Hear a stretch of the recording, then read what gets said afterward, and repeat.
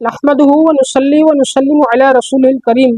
ایک سوال ہمارے یہاں کیا جاتا ہے کہ حضرت امیر معاویہ رضی اللہ تعالی عنہ کو امام حسن رضی اللہ تعالی عنہ نے خلافت کیوں دی؟ تو اس کا آسان سا جواب یہ ہے کہ کیوں دی، یہ دینے سے پہلے اس چیز کو بیان کرتا ہوں کہ امام حسن رضی اللہ تعالی عنہ نے حضرت امیر معاویہ رضی اللہ تعالی عنہ کو خلافت دے کر روافظ اور اہل تشیع اور نیم روافظ کے سینے میں آپ نے وہ خنجر مارا ہے کہ جس کی وجہ سے خون ان کے منہ سے، ان کے سینے اور ان کی ناک سے اب تک نکل رہا ہے اور تا قیامت نکلے گا۔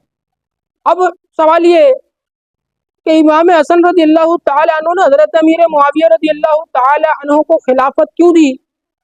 تو اس کا چھوٹا سا جواب یہ ہے کہ آپ نے حضرت امیر معاویہ رضی اللہ تعالی عنہ کو خلافت اس لیے دی کہ آپ انہیں اپنے سے زیادہ خلافت کا اہل سمجھتے تھے، اس لیے خلافت دی۔ کیونکہ جب کوئی دینی منصب ایسا بندہ کسی کو دیتا ہے، ایسی شخصیت، ایسی ہستی کسی کو دیتی ہے یا دیتا ہے، تو یقیناً وہ یہ جانتا ہے کہ یہ مجھ سے زیادہ اس چیز کے اہل ہیں۔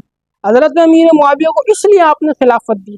امام حسن نے حضرت امیر معاویہ کو خلافت کیوں دی؟ کیونکہ آپ جانتے تھے کہ روئے زمین پر حضرت امیر معاویہ رضی اللہ تعالی عنہ سے زیادہ اہل اس منصب کا کوئی نہیں ہے، اس لیے آپ نے حضرت امیر معاویہ کو خلافت دی۔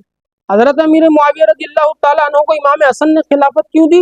اس لیے دی کہ آپ جانتے تھے یہ کاتب وحی ہے، یعنی یہ رسول اللہ کی وحی لکھنے والے صحابی رسول ہے، اس لیے آپ نے انہیں خلافت دی۔ کیوں خلافت دی حضرت امیر معاویہ رضی اللہ تعالی عنہ کو امام حسن نے؟ اس لیے دی کہ آپ کو پتہ تھا کہ یہ مومنین کے ماموں ہیں، حضور علیہ الصلوۃ والسلام کے قریبی رشتہ دار، اس لیے آپ نے خلافت دی۔ کیوں خلافت دی؟ اس لیے آپ نے خلافت دی کہ آپ کو یہ پتہ تھا کہ یہ حضور علیہ الصلوۃ والسلام کے عظیم صحابی رسول ہے، اس لیے آپ نے خلافت دی۔ تو یہ وہ وجوہات ہیں جن وجوہات کی بنا پر حضرت امیر معاویہ رضی اللہ تعالی عنہ کو امام حسن رضی اللہ تعالی عنہ نے خلافت دی۔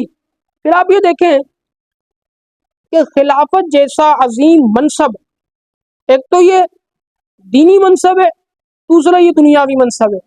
اب دنیاوی تو ہے ہی ہے، دنیاوی سے زیادہ یہ دینی منصب ہے۔ اس کی وجہ یہ ہے کہ تمام مسلمانوں مومنین کی بھاگ دوڑ اور پھر سارے کے سارے وہ معاملات کے جو خلیفہ وقت کے یا خلیفہ اسلام کے سر انجام ہوتے ہیں یا اس کے ذمے پر ہوتے ہیں، تو اب یہ دینی معاملہ بھی ہے اور دنیاوی معاملہ بھی ہے۔